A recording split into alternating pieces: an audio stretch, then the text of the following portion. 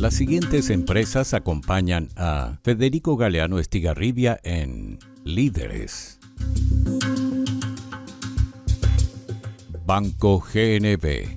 Más beneficios, más conectados. Midas. Apaga el verano con los splits. Midas. Compromiso Láser Import. Coexma. Creando ambientes corporativos desde 1998. Cabipal. Metalmec, una industria metalúrgica orgullosamente paraguaya que acompaña el crecimiento del país.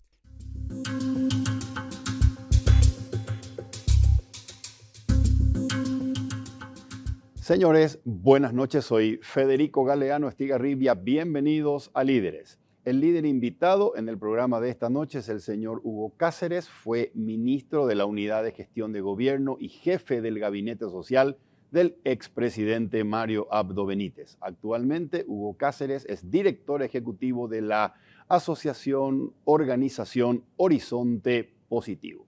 Con el invitado de esta noche vamos a hablar acerca de dos Paraguay. Por un lado, el Paraguay del presente, el Paraguay actual, y por otro lado vamos a hablar del Paraguay futuro, el Paraguay potencial, el país que podemos ser.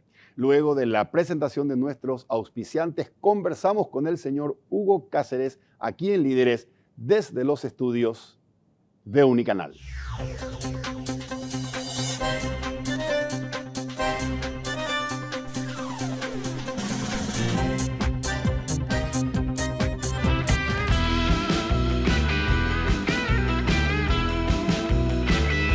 Las tarjetas de crédito del Banco GNB vienen cargadas de más beneficios para disfrutar todos los días. Solicita la tuya acercándote a una sucursal o comunícate con nosotros al 417-6000. Entérate más ingresando a www.bancognb.com.py. Banco GNB, más beneficios, más conectados.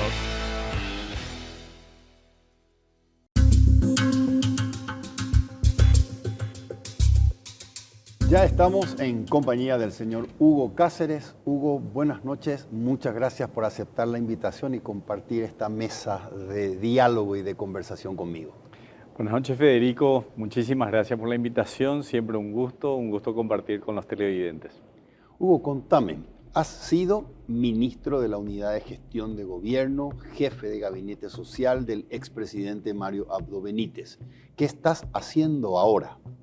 Ahora soy director ejecutivo de la Asociación Horizonte Positivo, que es un centro de pensamiento, pero también un centro de acción que reúne a empresarios líderes de nuestro país para apoyar el desarrollo de Paraguay, para dar nuestra contribución entre ese Paraguay actual y el Paraguay potencial, acortar brechas, sobre todo brechas sociales. Además, te cuento, Federico, que soy vicepresidente de la Fundación de Cerro, que esta semana estuvimos de aniversario.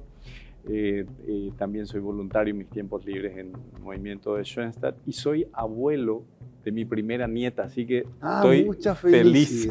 ¿Cuándo nació tu primera nieta? 6 meses tiene mi primera nieta, así que realmente feliz por eso. ¿Cómo se llama tu primera nieta? Se llama Elsie. Así que saludos para ella.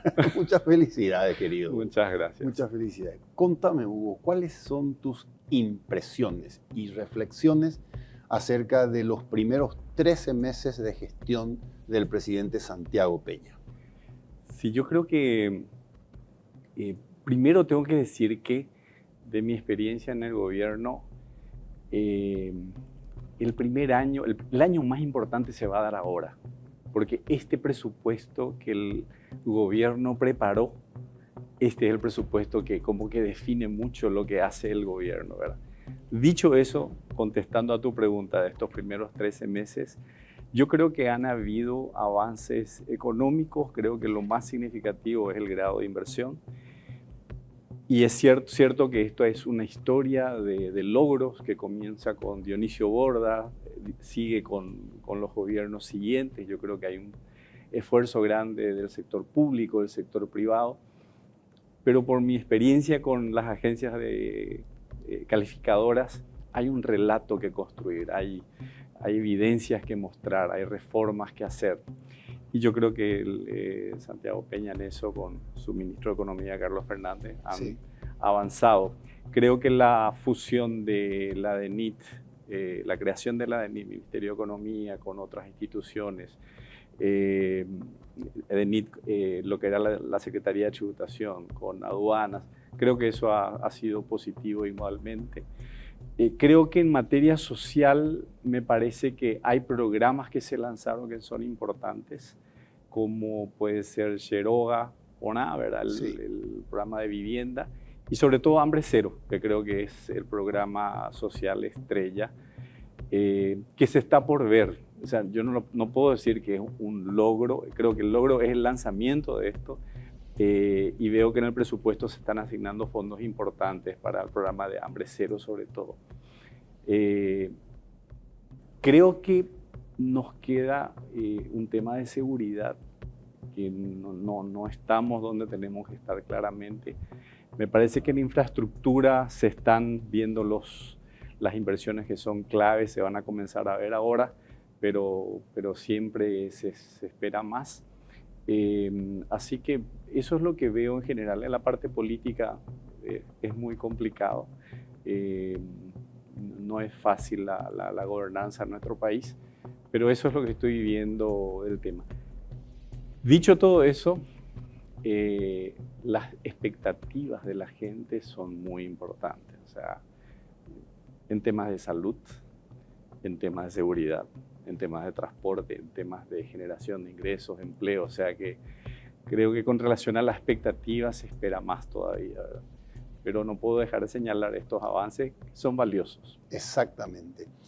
Cuesta, siguiendo con este hilo de las expectativas de la gente, trasladar las noticias positivas de la macro. La economía ha crecido 4.6% primer semestre, se consigue grado de inversión, una inflación por lo menos en promedio que habla de una relativa estabilidad del poder adquisitivo. Todos son o todas son buenas noticias desde el punto de vista macro. Cuesta trasladar eso a lo tangible desde el punto de vista del bolsillo de doña Rosa o de don Alberto. Cuesta muchísimo, Federico, porque desde el gobierno uno tiene la mirada de la región, tiene una mirada de lo que pasa internacionalmente y uno encuentra que Paraguay en este momento es el país que creció más en este primer semestre. Cierto. Y tiene una de las mejores expectativas de crecimiento.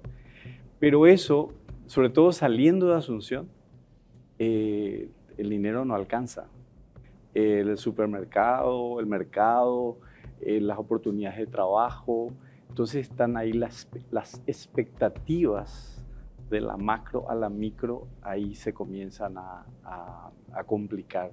El presidente ha dicho que se crearían 500.000 puestos de trabajo.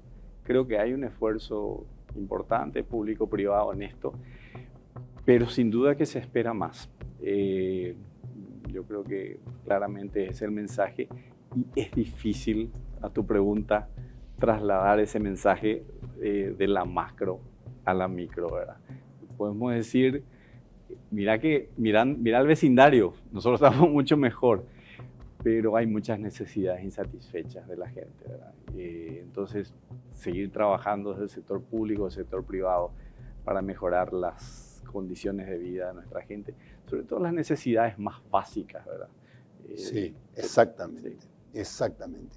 Vos sabés, Hugo, que yo noto que muchos economistas, cuando se les pide una opinión sobre nuestra situación, hacen esa comparación con respecto a cómo están otras economías, otras sociedades en la región.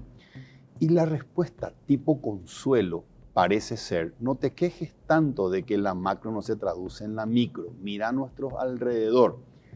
Y eso se percibe como, sin la macro sana, hubiésemos estado peor. Conformate con eso.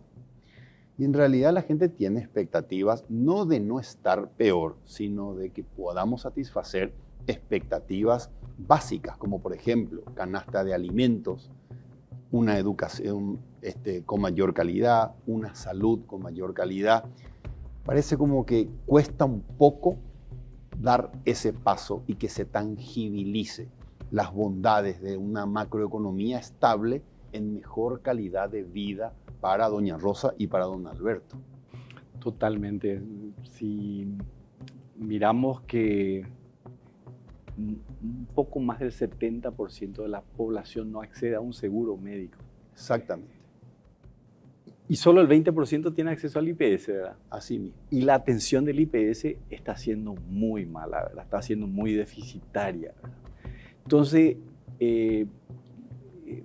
uno dice, uno puede mirar estos indicadores que son importantes de mirarlo, no hay que desconocer el valor demasiado importante que tiene la macro en todo esto, porque es cierto lo que decís, podríamos estar peor, ¿verdad? Pero las expectativas de la gente son distintas. Y en América Latina, este no es un tema de Paraguay, el desencanto de la política Sí. tiene mucho que ver con la falta de cumplimiento de las promesas. Y no solo de los políticos, también de las instituciones, también de la sociedad civil. Cuando no cumplís la expectativa, se genera una desconfianza. Entonces, creo que con el presidente Santiago Peña también había muchas expectativas que, bueno, algunas se van cumpliendo, otras no. Y hay que estar muy cerca de la gente, Federico. Yo lo que aprendí un poco del gabinete social, esa escucha social, eso estar muy cerca de la gente, de ver por dónde van las expectativas y estos temas que son de a diario. A la gente no le importa si crecimos 4.6, si somos el tuvimos mayor. Ni siquiera, hablando claro, del grado de inversión. O sea, grado de inversión, no te vas al mercado con eso. Exactamente. Sabemos que es algo muy importante, pero la gente quiere enviarle a los chicos y que puedan tener el acceso a la merienda escolar. Quieren un transporte público decente, quieren acceso a la salud, quieren oportunidades de trabajo, de generación de ingresos. En fin, por ahí pasa el tema, me parece. Correcto, correcto. Qué interesante este tema. Me es sumamente interesante esto que me decís, que en Sudamérica en general hay un descontento con la política por la falta del delivery, la entrega de lo prometido. Yo hago una promesa y después tengo que hacer el delivery y no hacemos ese delivery. En Paraguay, muchos se preguntan desde afuera, ¿cómo soportamos un Estado tan ineficaz en términos de respuestas, en términos de servicios de calidad? Y la respuesta siempre fue: los paraguayos somos un pueblo muy tranquilo. Somos personas de blandos odios y tibios amores. No nos calentamos y salimos de nuestro cauce para generar revueltas populares masivas. Sin embargo, vos me estás diciendo algo que me parece interesante tomar nota. La gente está aumentando su nivel de expectativas.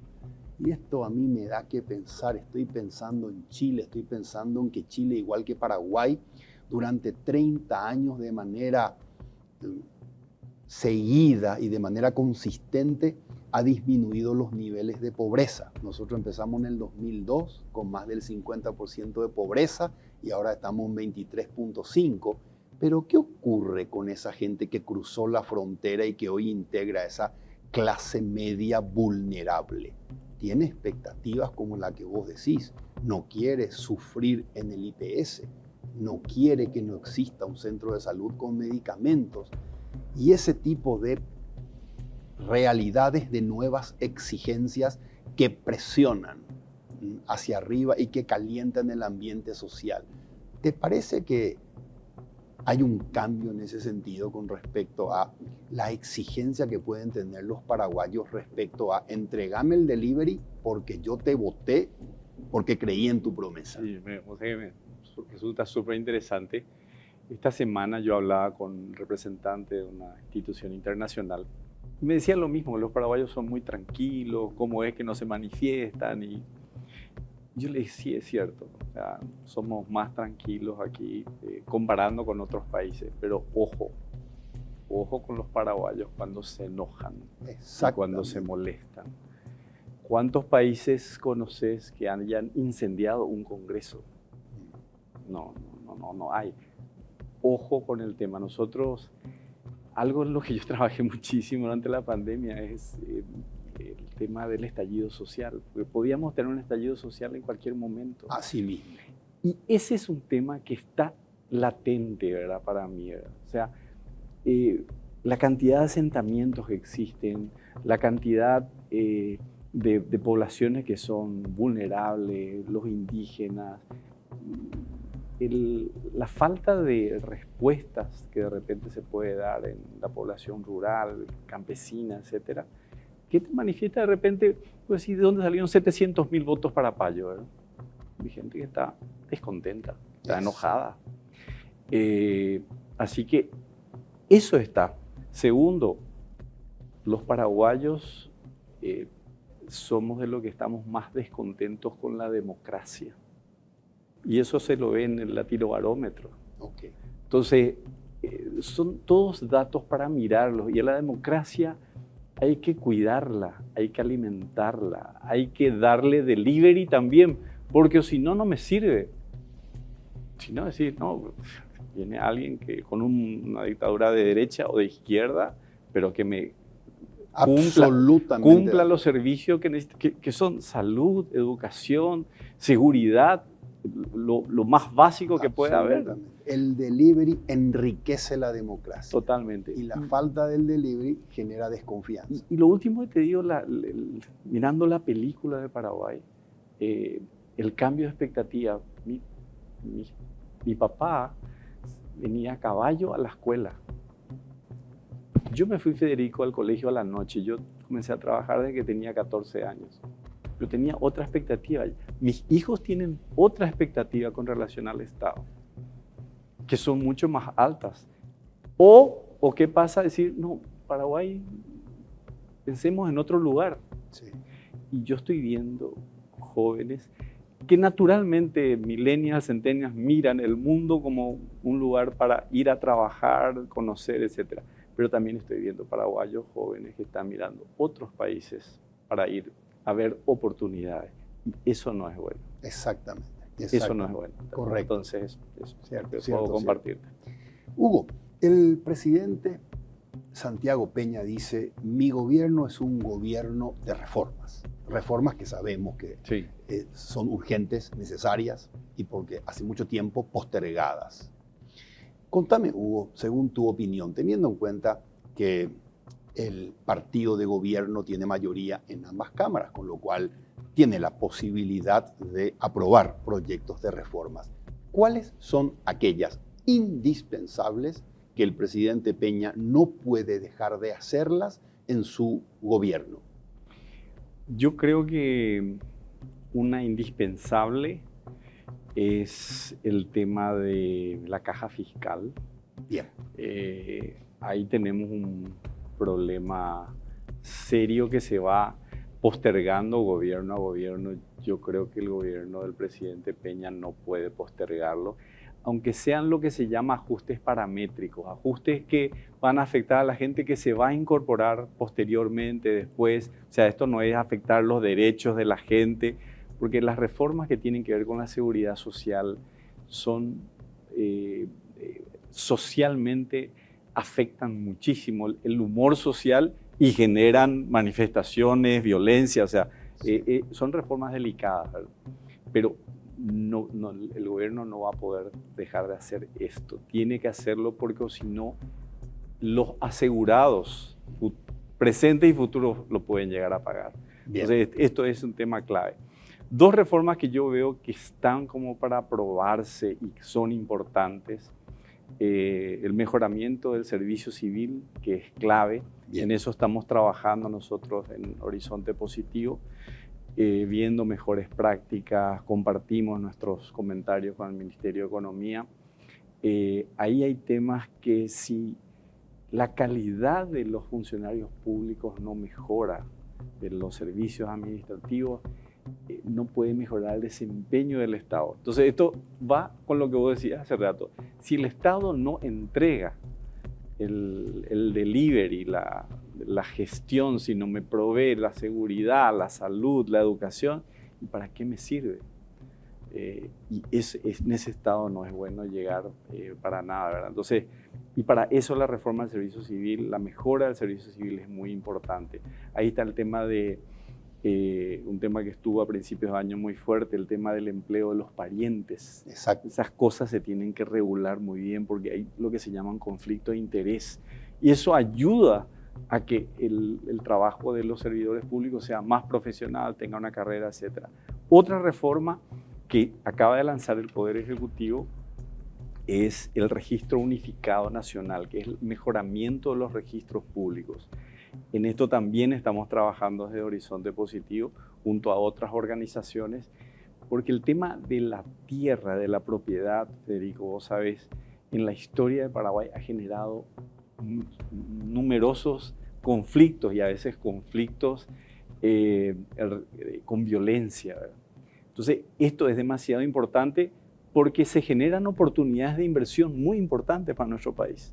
Este tema de grado de inversión tiene una mirada muy positiva en este tema, porque inversores internacionales van a estar mirando Paraguay con mucho más detalle. Entonces, tener esto ordenado ayuda mucho, pero también nos ayuda a los pequeños, aquellos que pueden morirse sin tener el título de su propiedad, sin poder acceder a un crédito. Entonces, y están todo el tema de los litigios, ¿verdad? Las propiedades que hay, donde hay superposición. Entonces, esa es una reforma importante, ¿verdad? Para mí deseable, ojalá se pueda hacer, es el tema de salud. El tema de salud se ha mostrado que salud con la seguridad social, se ha mostrado que en la pandemia lo importante que es tener un sistema público de salud sólido y eficiente. No basta que vos, yo, de repente alguna persona que nos está viendo tenga un seguro privado, yo estoy aquí, no. La pandemia muestra que el sistema público de salud tiene que estar fortalecido. Y hoy todavía sigue creo que se hizo avances en la infraestructura importantes, el gobierno anterior, este gobierno también está apostando a eso, pero la funcionalidad, el servicio a la gente tiene que mejorar, la provisión de medicamentos, la integración de los sistemas para que también sea sostenible, ¿verdad? Correcto, correcto. Hugo, incluimos también en esta lista de reformas que me dijiste, caja fiscal, servicio civil y función pública, registro único nacional, reforma del sistema de salud. ¿Te parece importante una reforma o actualización de la legislación laboral para hacer más atractivo para inversores? Ese es un tema... Se tocó mucho hace poco, muy polémico. Se tocó mucho y yo te doy mi opinión así muy clara, ¿verdad? En este tema. Yo creo que es importante, ¿verdad? Yo creo que es importante hablar de estos temas, informarnos, tener esos diálogos con todos los sectores, con los sindicatos, los empresarios. La academia tiene que estar presente, ver las mejores prácticas internacionales y tener datos, Federico, tener evidencias, porque mi impresión, en base a lo que yo conozco y en base a la práctica y todo lo que he hablado y algunos datos que he visto, es que al final esta ley que protege supuestamente a los trabajadores en preservar el trabajo a los 10 años, termina afectando a mucha gente que termina siendo despedida, ¿verdad? Así mismo. Entonces, son cosas que se tienen que revisar y ver cómo modernizamos nuestra legislación laboral para que se pueda, por una parte, proteger los derechos de los trabajadores, pero sobre todo proteger el trabajo, generar las oportunidades para nuestra gente de desarrollo, para nuestros jóvenes. El bono demográfico que ha mostrado el censo que tenemos sigue siendo importante. Y sí, creo que yo agregaría ese tema para conversarlo, para dialogarlo, hablarlo entre todos los sectores y, no sé, ojalá se puedan llegar a cambios que ayuden a generar más trabajo y en mejores condiciones. Muy bien, qué interesante. Pero como dijiste, sobre todo, actualizaciones o cambios, no para desproteger a los trabajadores, para proteger la creación de trabajo. Muy interesante. Hugo, me detuve un poco a pensar cuando me mencionaste como primera reforma, la reforma de las cajas de jubilaciones y pensiones. Y me dijiste actualizar los cálculos actuariales para quienes van a incorporarse. Es lo mínimo que se puede hacer, Federico, porque ahora se estaba discutiendo en esta semana el tema de la caja de los parlamentarios, por ejemplo. Es claramente deficitaria, no va a poder funcionar, no se va a poder sostener. Pero hay otras cajas que también son deficitarias, la mayoría de ellas son deficitarias y van a ser más deficitarias para adelante. ¿Y esto qué significa? Que vamos a tener que pagar entre todos los contribuyentes con nuestros impuestos las jubilaciones de la gente que viene. Okay. Y esto es un tema de expectativa también, porque uno trabaja 20 años, 25 años, 30 años y dice, bueno, quiero mi jubilación. Y en otros países han habido serios problemas con esto, por los ajustes que tuvieron que hacer muy tarde. Cierto. Entonces, cuanto más temprano podamos hacer estos ajustes, son importantes. De vuelta, este es un tema, un diálogo de calidad que tener, un diálogo con datos, un diálogo viendo las mejores prácticas. Uno dice, no, pero acá se robaron todo, ¿no? Los sistemas de jubilación y las cajas fiscales en el mundo tienen estos desafíos de sostenibilidad, digo, ¿no? Entonces, tienen que ser como muy bien trabajadas. Y lo mínimo que se tiene que hacer son esos ajustes paramétricos, como dice, esa es mi opinión. Bien, hablemos de estos ajustes paramétricos y permíteme hacerte una pregunta un poco incómoda porque es dicotómica, por sí o por no. Me dijiste recién, las cajas de jubilaciones están en pérdida, están perdiendo dinero, y la tendencia, si seguimos así como estamos, es que aumenten las pérdidas. Con los cálculos actuariales modificados o actualizados, seguramente se va a contener eso. Sabemos cuál es el escenario. El escenario es que va a ir disminuyendo la cantidad de trabajadores activos por pasivo, por una cuestión de pérdida del bono demográfico y envejecimiento de la población. Y otra realidad tiene que ver con cuánto más vivimos o viven los jubilados hoy. Correcto. Respecto a la prolongación de la vida de las personas. Y eso genera pérdidas, quiebre en las cajas. Al tocar esos cálculos actuariales, vamos, o mejor dicho, las futuras generaciones van a trabajar más y se van a retirar con menos, por sí o por no. El futuro de los chicos es muchos más años de aporte y una tasa de sustitución que no va a ser la tasa de hoy. Trabajarán más y se jubilarán con menos para mantener la caja fuera de quiebre. Sí. Yo te voy a contestar esa pregunta, pero antes te quiero decir un dato que es muy importante y que el censo ahora nos revela, ¿verdad? El censo que se hizo recientemente. Y uno dirá, no, el censo se hizo bien, no se hizo bien, pero yo miro más bien la película, más que el censo es una foto, ¿verdad? Yo miro la película, ¿verdad? Y la película lo que nos está diciendo es que Paraguay sigue teniendo una ventana demográfica, un bono demográfico importante. Okay. Pero vos dijiste algo muy importante, la población, como en el resto del mundo, creció en expectativa de vida. Cierto. El dato que para mí, son dos datos nuevos para mí, es que Paraguay está envejeciendo más rápido que la media de los países. ¿Sí? A Japón este tema lo llevó 100 años. Nosotros nos lleva mucho menos tiempo. Y nosotros pensábamos que íbamos a llegar al tope de nuestra población en 2050 y el censo y todo esto nos está diciendo que será 2040. O sea, esto va más rápido. Entonces, ¿y por qué menciono esto? Porque para mi respuesta a tu pregunta es sí. O sea, vamos a tener que seguramente trabajar más. y va a ser más difícil tener una tasa de sustitución del sí, 100% así mismo. de nuestro Entonces, promedio. pero tenemos que hablar de estas cosas y tenemos que hablar como una sociedad madura, Sí. entre el sector público, el sector privado, los sindicatos, porque esto nos afecta a todos. Okay. Ese es el tema. Hugo, ingresé al sitio web de Horizonte Positivo. Sí. Hay unos videos muy interesantes, los estuve viendo y tomé nota de algunas cosas y quiero hacerte una consulta. Está bien. En uno de los videos se menciona la siguiente frase: vivimos una corrupción crónica que se expande como un virus y que favorece los privilegios de pocos. La semana pasada en televisión, Pedro Fadul decía: la corrupción no es de la clase dirigencial, privada o pública o política. La corrupción que se ve en la clase política es la corrupción de toda la sociedad. Hugo, ¿vivimos en un país que acepta la corrupción? Yo creo que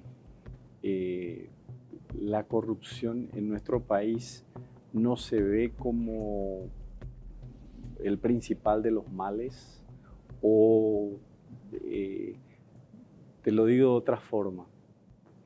Yo he escuchado el de líderes de opinión, incluso periodistas, decir: si el gobierno o los responsables hacen las cosas y roban, ¿verdad? Pero hacen las cosas, bueno, está. Roban, pero hacen. Sí. Como decir, podemos aceptar esto, ¿verdad? Entonces, yo, mirando un poco otros países, etcétera, en Paraguay convivimos con este tema que es realmente, creo que comparto con Pedro, que está en toda la sociedad. Está en el gobierno, está en el Poder Judicial, está en el Congreso, está en el Poder Ejecutivo, está en la sociedad, está en el sector privado, y es un gran desafío porque a veces se conecta con la informalidad. Y con la informalidad entra el tema del contrabando, etcétera. Y a veces son medios de vida para mucha gente, ¿verdad? Pero ahora, para mí hay algo nuevo ahí. No nuevo, pero algo creciente que sí es lo que más me preocupa de esta mirada de corrupción, que es el narcotráfico. O sea, es ese brazo.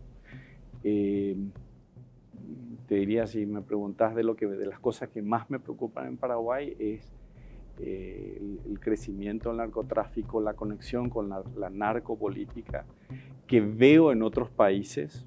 Yo miro Ecuador y me decía un amigo que estuvo visitando ahí por las elecciones, me decía: Guayaquil se parece a lo que es Asunción 5 años después. Entonces, todo eso nos da un desafío enorme en este sentido, que es del gobierno, del Poder Judicial, del Ministerio Público, del Congreso, pero también de la sociedad civil y del sector privado, ¿verdad? Correcto, Sí. correcto.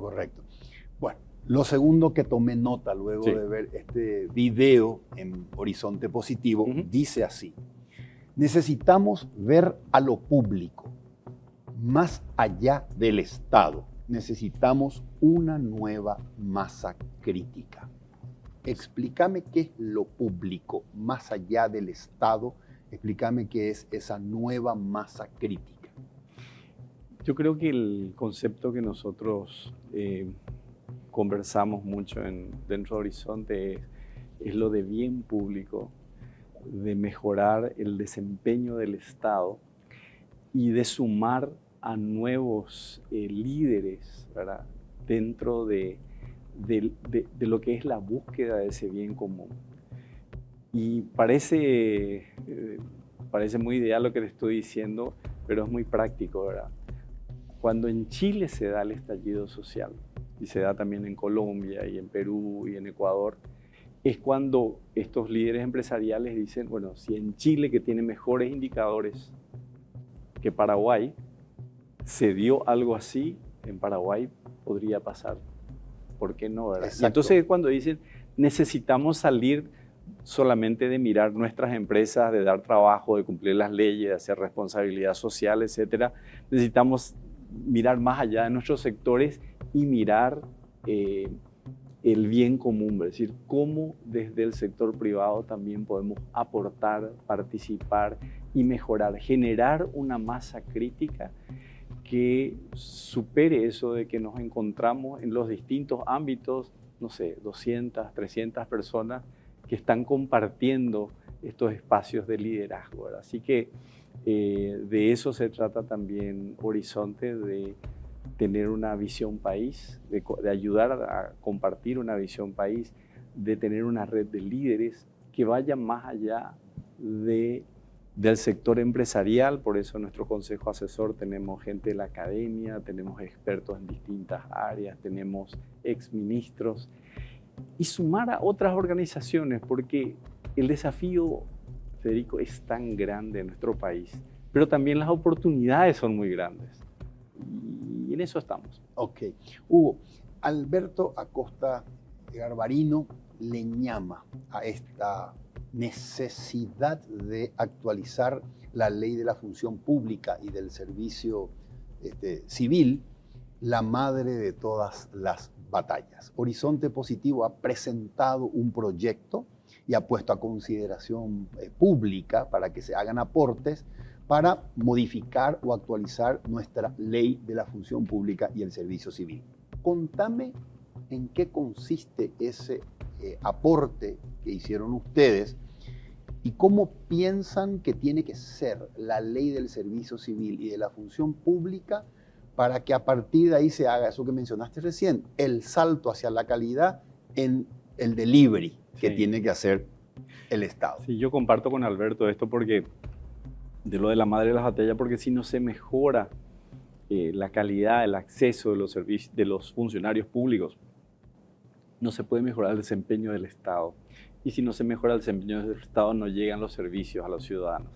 Así de sencillo es. ¿Y qué es lo que se tiene que mejorar? Se tiene que mejorar la cantidad y la calidad de los concursos públicos. La cantidad y la calidad.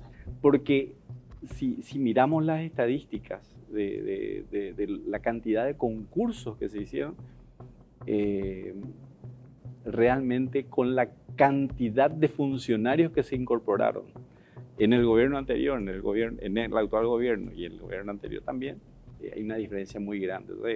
Los concursos públicos importan mucho. Entran 5.000 y hay 1.000 concursos. Menos. Entran 5.000 y hay 500 sí, concursos. Sí. Y el resto entró sin concursos. Sí, entonces entran con contratos, etcétera. Entonces, se tiene que mejorar la cantidad, pero se tiene que mejorar la calidad, Federico, porque los concursos hoy a veces son maquillajes para contratar a la persona que ya sabemos que tiene que entrar. Y por eso es muy importante la figura del viceministerio de Capital Humano, que está en el Ministerio de Economía. Exactamente. Entonces nosotros insistimos mucho en una entidad rectora fuerte, que creemos que con el Ministerio de Economía eso puede funcionar mejor. Ese es otro tema. El tercer tema que mencionamos es justamente el tema del empleo de los parientes en la función pública. O sea, ese es un tema que no tendría que darse. O sea, si uno es director, si uno es ministro, si uno es congresista, ¿verdad? Tenerle a un pariente dentro de su equipo significa un conflicto de interés.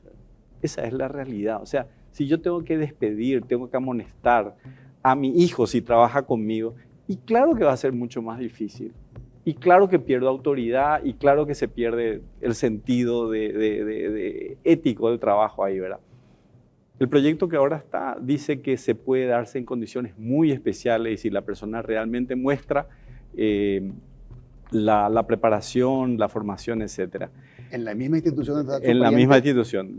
Menciona eso, pero dice como bajo un tema muy excepcional. Realmente ni se debiera dar esos casos, pero bueno, ese es otro tema. La evaluación de desempeño, que nosotros sí consideramos que tendría que ser una causal de separación del funcionario público si es que efectivamente se va dando sistemáticamente de que la persona no cumple el mínimo estándar de su trabajo. En el tema de la estabilidad, nosotros habíamos mencionado que tendría que ser de más años. En el sector privado... Hoy son 2 años. 2 años. Hoy. En el sector privado uno lo adquiere a los 10 años. Y son mundos distintos, Federico. El sector público es un mundo distinto, hay temas políticos de por medio. Nuestro anhelo era que sean más años. ¿Cuántos? Y nosotros propusimos hasta 6 años. 6 años. A partir de 6 yo desarrollo una inamovilidad o estabilidad como funcionario público. Porque entonces cambian los gobiernos. Porque si no, lo que pasa normalmente es que se queda la gente que se contrata y el nuevo gobierno contrata otra gente y estos pasan al freezer y esto sigue agrandando, ¿verdad? Okay. Eso es lo que pasa normalmente, ¿verdad? Correcto. Hugo, dijiste Ministerio de Economía y Finanzas como el ente rector encargado de velar por la cantidad y calidad de los concursos públicos. El papel que tiene específicamente el Viceministerio de Capital Humano es como un ente rector de las políticas generales que tienen que ver con las disposiciones generales que afectan a todos. Creo que esta ley tiene una sabiduría distinta a la ley 1626, que tuvo muchísimos ataques de inconstitucionalidad, porque tiene disposiciones generales que afectan a todas las entidades que están en el presupuesto, y las particulares, bueno, las municipalidades las ve con sus empleados, la universidad con los suyos, el Banco Central con los suyos, el Poder Judicial con los suyos. O sea, ahí ya no entra el poder del Ministerio de Economía. Pero en las disposiciones generales, el Ministerio de Economía sí tiene un rol más importante. Nosotros teníamos una aspiración de que sea todavía más fuerte, que pueda como supervisar, auditar algunos concursos. Pero hay un principio constitucional de independencia de poderes. Así mismo, también. Que no va a permitir que el Ministerio de Economía... Creo que esta ley es un avance. Si se mantiene este proyecto que el Ministerio de Economía está sugiriendo. Pero bueno, vamos a tener que ir haciendo mejoras sucesivas. Y sobre todo, Federico, lo que yo aprendí es que no es la ley la que hace el cambio, la reforma, sino la implementación, ¿verdad? Es la voluntad de cambio que tienen líderes en el sector público que se juegan para decir, aquí hacemos un cambio con lo que tenemos, ¿verdad? Pero antes de tener algo que implementar, hay que tener algo actualizado. Así mismo. ¿Cuántos funcionarios públicos tenemos hoy? El número supera los 300.000 y estos que están como afectados por esta ley en particular está cerca de los 200.000, así que es como muy importante esta ley dentro, porque acuérdate que hay leyes especiales que afectan al magisterio, a relaciones públicas, a las fuerzas policiales, militares, etc. Esta no es una ley que abarca a todos los funcionarios, sino a los que son administrativos en todas las dependencias. Ok. ¿Ha conseguido el gobierno del presidente Peña bajar el porcentaje sobre el total de gastos que representa remuneraciones? El ministro de Economía ha informado que el gasto salarial como ha disminuido con relación al presupuesto, al total de presupuesto, ¿verdad? Creo que son medidas de contención que son difíciles de hacer. Hay muchas presiones desde el sector público y de los sindicatos tienen un poder importante en eso, así que creo que eso es valioso. Correcto. Este proyecto de ley de reforma del Servicio Civil y la Función Pública no afecta derechos adquiridos, sino a futuras incorporaciones. No afecta, sí, así mismo es. Y por eso que creo que es muy importante. Sí tengo que decir que hay un tema que me parece que es una disposición que tenía el código anterior, que definía que la educación era un derecho esencial. Con la propuesta que está viniendo, educación deja de ser un área esencial, como puede ser seguridad, etcétera, lo que significa que los días que los funcionarios pueden estar de huelga puede estar mucho más abierto, ¿verdad? Personalmente no creo que sea eso muy bueno para para la educación, ¿verdad? Nuestros niños, el retraso que nosotros tenemos en la escuela pública, ¿verdad? Y la cantidad de días que se dan efectivamente de clases, creo que requieren la máxima dedicación en ese sentido. Que yo no digo que los maestros no la tengan, muchos de ellos, pero con este tema creo que no favorecemos mucho eso, me parece. Okay. Hugo, si en discusiones en el Senado o en la Cámara de Diputados para aprobar este proyecto de ley hay mucha presión sindical, líderes sindicales, sindicatos de la función pública, y dicen 6 años para adquirir la estabilidad es mucho, bajémosla a 4, no es 6, pero es el doble de lo que hoy tenemos. ¿Te gusta la idea? Sí, yo creo que me parece que lo mínimo sería 4 años, ¿verdad? El tema de 6 es que uno pasa al gobierno siguiente y eso ayuda si estás contratado en el principio del gobierno. Sí, también es cierto, ¿verdad? Pero tengo que, hablando con datos, porque nos gusta manejarnos con datos dentro de Horizonte, la realidad regional está, hay países que son de 1 año, ¿verdad? Paraguay incluso tiene 2 años, que es mayor un poco a la región, pero la práctica política y la forma que ingresan los funcionarios hoy es lo que hace que nos preocupe este tema, ¿verdad? A mí me llama mucho la atención, Federico, que de repente jóvenes, gente en el interior, gente que me conoce, etcétera, me dice, estoy buscando un trabajo, pero la mayoría me pide un trabajo en el sector público. Claro. Y esa no es buena señal. El sector privado es el motor de la economía y el sector público es para gente que quiera servir dentro y hacer una carrera, que es una vocación especial. Pero cuando eso se desbalancea, después estamos emitiendo señales que son para revisar, que son para dialogar. Absolutamente. Hugo, te quiero hacer una consulta sobre nuestra economía. Sí. La semana pasada el Banco Central emitió su informe sobre crecimiento económico primeros 6 meses 2024.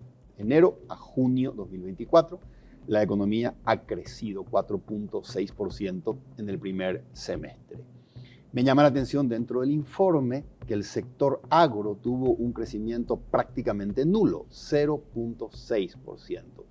Todos los demás sectores de la economía, todos, construcción, industria, servicios, sin contar agro y energía, crecieron en 6 meses 6.9%. ¿Está cambiando nuestra economía y somos menos dependientes del agro? Sí, yo creo que estamos asistiendo a un cambio paulatino que se va dando. A los datos que vos mencionabas, el crecimiento de la manufactura y de los servicios son como muy importantes, ¿verdad? 12 y 9%. Parte de nuestro PIB ya hoy. Entonces son sectores que han crecido de forma importante. Sigo pensando que el complejo del agro tiene un peso enorme en nuestra economía. Si lo mismo se va produciendo los siguientes trimestres, creo que sí nos va a afectar. O sea, aquí el clima sigue siendo un ministro de los ministros más importantes que tenemos. Pero me alegra mucho que sectores como la manufactura, como los servicios, han crecido de forma importante. Y lo que más me alegra, Federico, es que veo sectores que se van proyectando para adelante, que pueden ayudar, los que son de economía verde, los que son la industria forestal, el proyecto Paracel, que es un proyecto extraordinario, pero también otros que tienen que ver con el tema de energía. Son inversiones importantes que ahí sí podemos estar hablando de un uso distinto en la energía. y de sectores que hoy no están y mañana pueden ser como muy importantes. Y yo he visto esto, pues yo viví en Uruguay y vi cómo, por ejemplo, el sector forestal creció de forma importante y es todo un complejo, ¿verdad? Así que me alegra ver las inversiones en el norte, pero que también veo que ya se van a proyectar hacia el sur también. Mismo rubro. Sí, mismo rubro. Entonces, eso que bajo un paraguas llamo de economía verde, Bien. donde veo también que el sector público acompaña, nos da unas perspectivas valiosas, ¿verdad? Creo que el grado de inversión también tiene que ver con eso. O sea, si estas inversiones se van cumpliendo, se fortalece ese grado de inversión, ¿verdad? Si se van ampliando todavía más, ¿verdad? Exactamente. Así que bueno, son buenas expectativas. Tocamos madera. Tocamos madera. Sí. Hugo, Elsie es la hija de tu hijo o de tu hija. De mi hijo. De tu hijo. Sí, sí, Bien. sí. Te hago una pregunta y respóndemela luego de la pausa. Ah, bueno, buenísimo. Si tu hijo te dice, papá, me voy con Elsie y con mi esposa a otro país. No veo oportunidades y quiero desarrollarme, crecer en otro país. Sí. ¿Qué le dirías a tu hijo? Respóndeme luego de la pausa. Ah, excelente. Vamos a hacer una pausa antes. Permítanme recordarles que ahora las tarjetas de crédito del Banco GNB tienen todos los días más beneficios, más descuentos y más experiencias. Solicita tu tarjeta de crédito del Banco GNB en cualquiera de las sucursales o llamando al call center 021-417-6000. Banco GNB, más beneficios, más conectados. Hacemos una pausa de 2 minutos y regresamos para cerrar el programa con el señor Hugo Cáceres.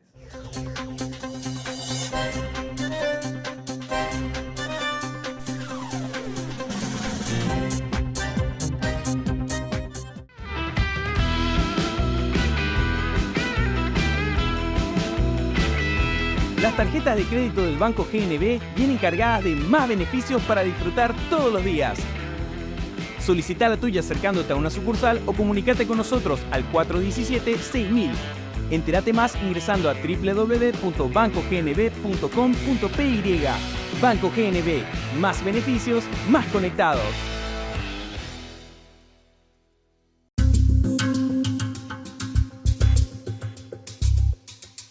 Seguimos con el señor Hugo Cáceres. Hugo, ¿qué le dirías a tu hijo, el papá de Elsie, si te dice, quiero dejar Paraguay?